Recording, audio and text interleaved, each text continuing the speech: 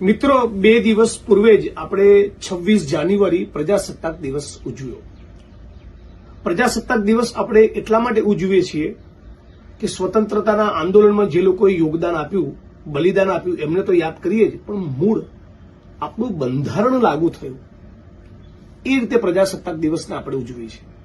અને બંધારણની પ્રસ્તાવનાનું મૂળ જે હાર્દ છે એ છે કે સત્તાના કેન્દ્રમાં પૂંજીપતિઓ, ઉદ્યોગપતિઓ નહીં, ખેડૂતો, શ્રમજીવીઓ અને ભારતની આમ જનતા હોય. લા ગજ્જર નામની ગુજરાતની કંપની સબમર્સિબલ પંપનું ઉત્પાદન કરે, મેન્યુફેક્ચરિંગ કરે વર્ષોથી, અને એણે લગભગ 1700 જેટલા કામદારોને રોજગાર આપ્યો હતો.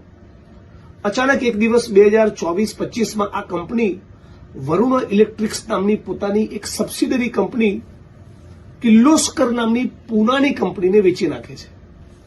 અને પૂનાની કંપની આ ગુજરાતના શ્રમિકો જે સબમર્સિબલ પંપ બનાવવાના માસ્ટર છે, જેમના બાવડાના બળથી પેદા થયેલા સબમર્સિબલ પંપ એ ગલ્ફ કન્ટ્રીઝમાં પણ ઓઇલ કાઢવા માટે પણ એક્સપોર્ટ થતા હોય છે, એવા આ બધા કામદારો પૈકીના 500 થી 700 કામદારોને કાઢી મૂક્યા. મારી વચ્ચે અમારી સાથે જે કર્મચારીઓ જોડાયા છે એમાંથી આ ભાઈએ 1 લાખ પગાર હતો. અચાનક એક દિવસ પગાર બંધ થઈ ગયો. કંપનીએ કહી દીધું કાલથી ના આવતા. હાયર એન્ડ ફાયર, કોઈ જેમની સોશિયલ સિક્યુરિટી નહીં. આ માણસે વિકલ્પ ન બચતા સુસાઇડનો પ્રયત્ન કર્યો.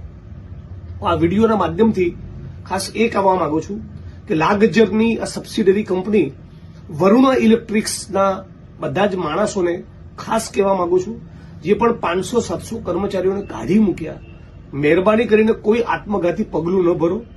સાથે મળીને કંપની અને સરકાર બંનેની સામે લડવા માટે હું તમારી પડખે છું. જેટલા પણ કર્મચારીઓને કાઢ્યા બધા આવો, સંગઠિત બનીએ, સંગઠન બનાવીએ, જરૂર પડે લેબર કોર્ટમાં કેસ કરીએ સાથે મળીને, અને રોડ પર લડવું છે તો પણ તમારો આ ધારાસભ્ય તમારી વચ્ચે આવીને ઉભો રહેશે.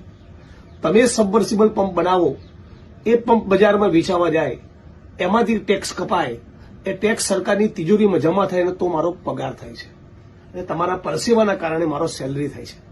એટલે હું તમારા માટે લડીશ. કોઈએ આપઘાત કરવાનો વિચાર પણ કરવાનો નથી. તમામ કર્મચારીઓ સંગઠિત બનો, સાથે મળીને ઇન્કલાબ કરીશું.